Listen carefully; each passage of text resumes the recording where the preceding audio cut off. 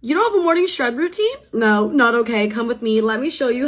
You get more and more attractive every day. You're aging in. I get revenge when we can just manifest them to be obsessed with us. What if we all were just content with how we look like? What if we didn't feel the need to change and mold ourselves into the Western beauty standard? If everyone was confident in themselves as they are, not as society wants them to be, wouldn't the beauty standard lose all its power? Glow up is a term that I despise. It implies a need to be better, and not in a self-improving way, but in a look better for other people way. The self-love expected to gain from these glow up routines, tricks, tips, hacks are all false. Will I love myself if I starve myself?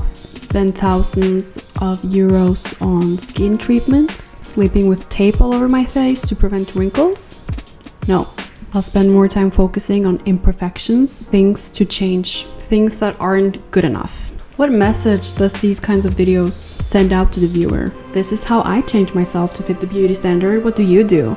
Like most, I've struggled with self-confidence growing up. I didn't like the way I looked, the way my voice was so masculine and deep. I hated that I didn't look like the ideal woman. I was tall and my body resembled more of a boy than a girl. And I never felt particularly feminine like the girls I desperately wanted to be like. Time passed, but my feelings stayed.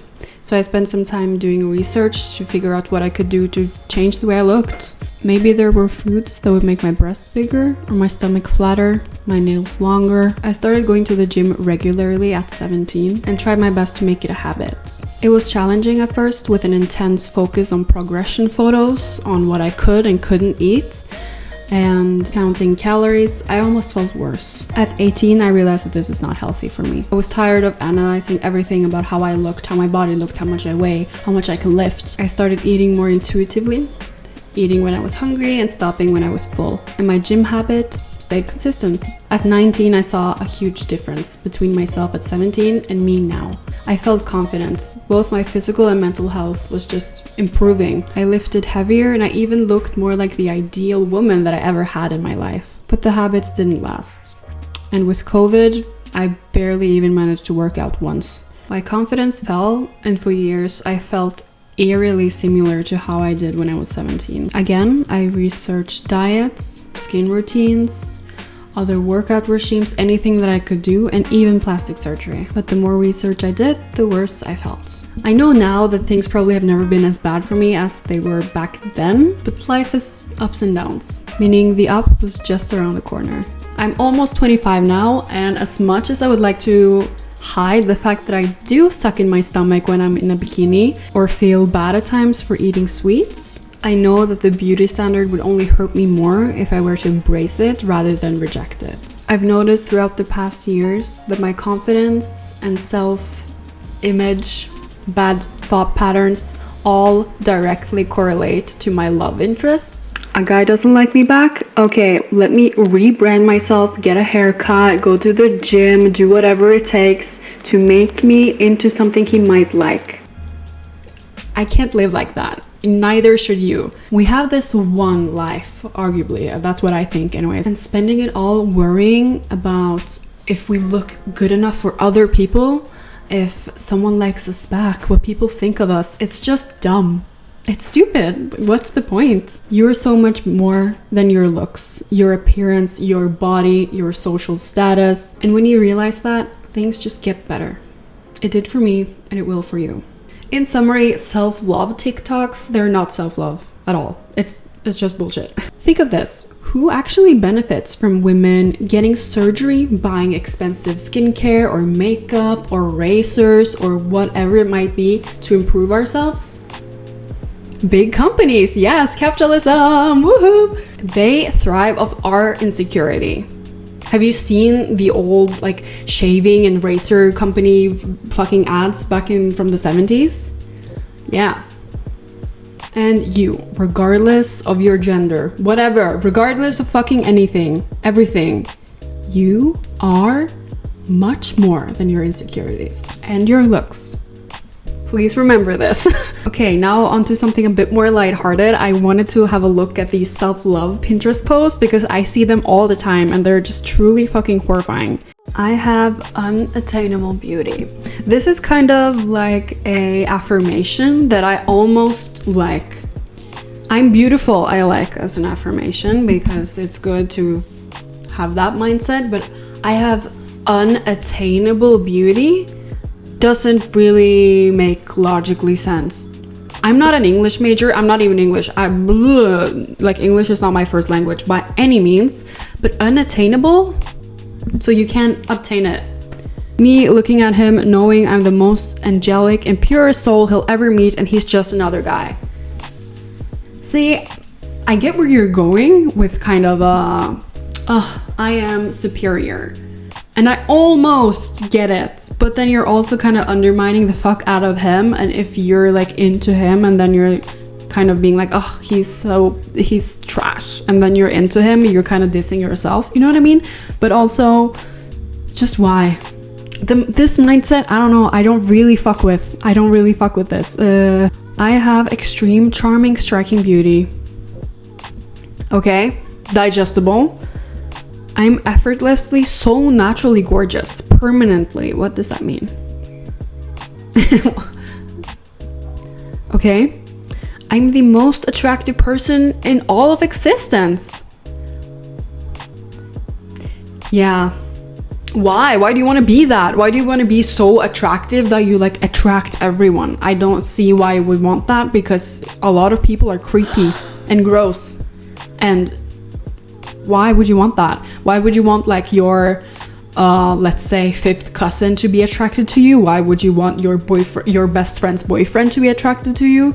I absolutely love my body, my face, and my entire appearance. This one I do like. This is the best one so far. I'm the embodiment of perfection in human form. Obsessed. Oh my god, this is another one. TikTok is just raving about, and I don't know. No. My presence has a magnetic pull on everyone. Again, why? Why would you want that? This is dangerous. This sounds really dangerous to me. And like, I'm not gonna sit here and be like, I'm better than all of you, because I used to be like this. I used to like watch these type of TikToks and affirmations and like subliminal downloads. I'm spiritual, don't get me wrong. I fuck with affirmations and all of that. But this is just scary. My beauty is hypnotizing, okay? I'm everyone's dream girl. Again, we're going in circles. I'm always loved unconditionally. I love my body, I think kind thoughts, I'm smart, I'm selfless, I attract kind people into my life, I look for the good, I love my mind, I take care of my mind, I attract love, yes, I attract love everywhere I go. Okay, I'm attracting my partner. Good job, girl. I'm confident, I'm open to love, love is everywhere, no comma. Is it comma in English? I think so. I'm loving, okay, this is good. Everyone knows I'm extremely gorgeous. My eyes are hypnotizing and mesmerizing. My eyes are huge. Wait, is this me? Did I write this? I mean, I again, kind of get it. Like, romanticizing your life and yourself. I mean, yes. But also, have you seen the quote where it's like, what is it? There's always a man watching. That one. I'll find it. Do you see it?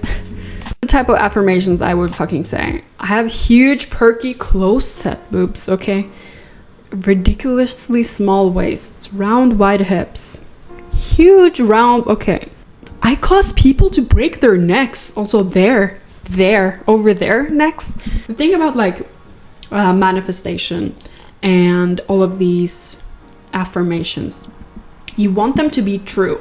My affirmations is like, oh, I'm so kind, I'm so lovely, I'm so, not lovely. Let me go back. I'm so open, I dare to say what I mean, I dare express myself freely, I'm so confident, you know? I want this to be true. If my affirmations were, I am so magnetically attractive, I attract everyone in my life, that's terrifying, is it not? Am I really weird? I have an extremely seductive vibe that people fall for. This is just the same. We're all, my sensual body language affects people around me. The thing is, when you focus so much on wanting to be attractive and pretty and hot and gorgeous and the most beautiful person in the world, that's all you see. That's all you limit yourself to, this one adjective, your looks, your appearance. And then what if all of a sudden people don't find you attractive anymore? Like, women's bodies are trends. That's really concerning. And if you are spending a lot of time to look a certain way to fit one aesthetic and one trend, what do you do when you're out of style? You know? You're gonna rebrand yourself again to fit that new whole trend? This is just not good. If you only limit yourself to your appearance, that's all you focus your energy on. That's what you are. You're not really working on the actual you on the inside, like improving your knowledge about political topics. What the fuck? That's the first thing I thought of. Or learning a new sport, a new hobby, reading, like just expanding your mind, not just your looks and your chest and your lips, you know? I think all in all, it's just good to remember that you won't be able to please everyone. Let's say a guy you're interested in, he wants you to cut your hair and cut it short. And then your mom wants you to keep your hair long, and your dad wants you to keep your hair like mid-length. And then someone wants you to not get tattoos, and some other people want you to continue getting tattoos. So it's just, you can never please everyone, ever.